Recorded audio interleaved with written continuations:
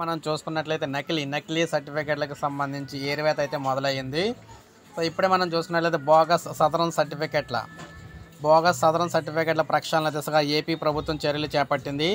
అర్హులైన వారికి పెన్షన్లు అందజేసి అనర్హులపై వేటు వేసే కఠిన చర్యలు తీసుకునేందుకు రంగం సిద్ధం చేసింది.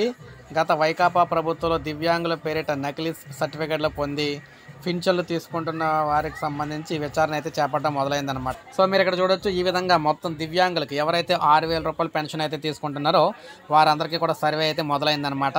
సో రోజుకు 100 మందికి సంబంధించి పట్టణంలో సర్వే అయితే చేస్తున్నారు, మీరు ఇక్కడ చూసుకోవచ్చు. సో ఈ విధంగా డాక్టర్లు అందరూ కూడా సో ముందు వారి దగ్గర సదరన్ సర్టిఫికేట్ అయితే చెక్ చేస్తూ ఉన్నారనమాట.